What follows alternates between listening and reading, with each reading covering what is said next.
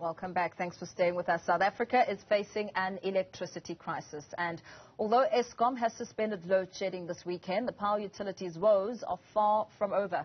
According to Trade Union Solidarity, Public Enterprises Minister Pravin Gordhan has taken up their offer to help with finding candidates to fill the skills gap. The move has been slammed by the National Union of Mine Workers. The NUM says it has full confidence in the current engineers and artisans at Eskkom. For more on this, I'm joined by NUM General Secretary William Mabapa. Very good evening to you. Thank you for your time. You have slammed the move. Talk to us about your concerns. Yes, we have slammed the move because we strongly believe that if there is a shortage of skills in Eskkom, we are the majority union, we need to be consulted. So the issue of one union being the one that becomes responsible for the problems of Eskkom, it is a challenge that we think that it has got to do with job reservations. You must understand that one of the critical issues that Solidarity in particular will have been challenging, it is an issue that will have to do with the affirmative action.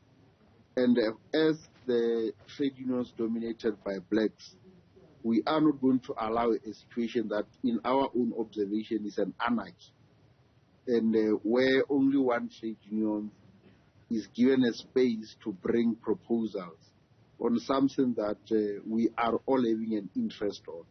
So I'm sure as NUM, as NUMSA, we do have an interest because we are representing members. So we're not going to allow a situation where this is used either as a recruitment for a union to have members. So that is where our challenge is, because we strongly believe that there are also HR policy that seems to be undermined by this process.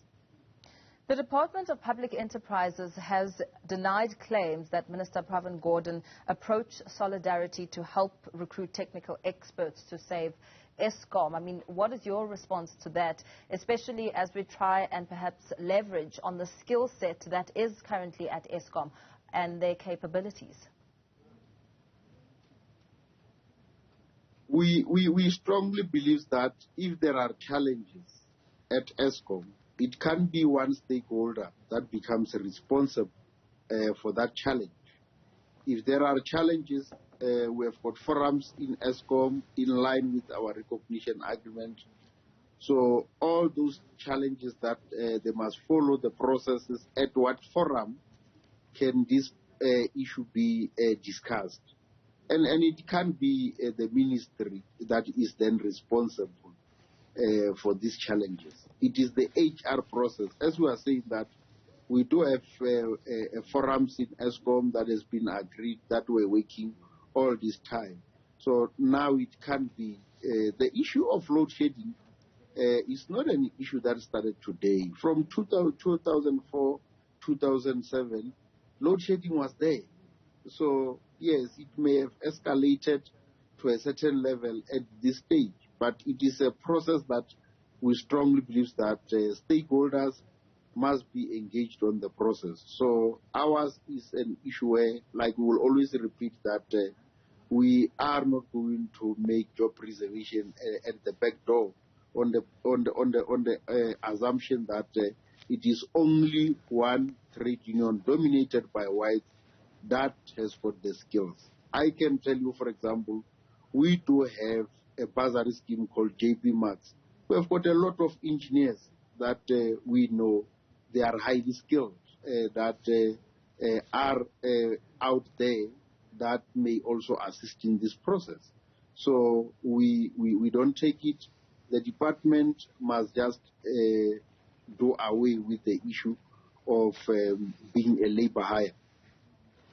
We've had some reprieve as South Africans, with load shedding not expected to take place during the course of this weekend, but load shedding is one very serious matter that is plaguing the operations at Eskkom. What do you believe to be the other challenges? I mean, you make mention here of not believing that it's a skills shortage or a lack of skills at whatever level. Just give us a bit of clarity on what you believe to be the main problems at Eskkom, if it's not as a result of perhaps an enhancement of skills. For the problem that we are facing as we speak today, you and me knows that there are power stations. But the problems that we have is that this power station can supply the required kilowatts that is required so that we don't face load shedding. But one critical issue that is a problem in Eskkom is an issue that is also in relation to illegal connections. There is a lot of illegal connections that, in our view, if that was to be resolved. And to be resolved, you can see we are using the old systems. Eskkom was supposed to have taken a lot of time in improving their systems to be more technical. For example, Eskkom must have reached a stage where if there are illegal connections, Eskkom can quickly pick up that in this area there is an illegal connection. For example, municipalities don't pay electricity to Eskkom, but Eskkom is not allowed to disconnect those municipalities. So the reality of the matter is that there is a lot of requirement out of Eskkom that nobody is taking account to. And those are the areas that the government must unlock some of these issues to Eskkom. So in our view, the main challenge in our view is not in Eskkom per se. The main challenge is at ROTEC, because ROTEC is a subsidiary of Eskkom that must maintain the power, the units. Now, in ROTEC, the problem with ROTEC is that majority of the so-called engineers that has left Eskkom, some of them, they left Eskkom, they are contractors in Eskkom. And we're informed by ROTEC employees that they are not given an opportunity to maintain the outage at the unit. This business is given contractors. And when you have an outage of a unit, these contractors will fix this unit, but that unit can work even for a day after it has been maintained, after an invoice has been issued. So our understanding is that the problem is maintenance, and maintenance is squarely fell within the ROTEC. If we can find ROTEC to do its job as a subsidiary of Eskkom to maintain, and they are given a space, not the contractors.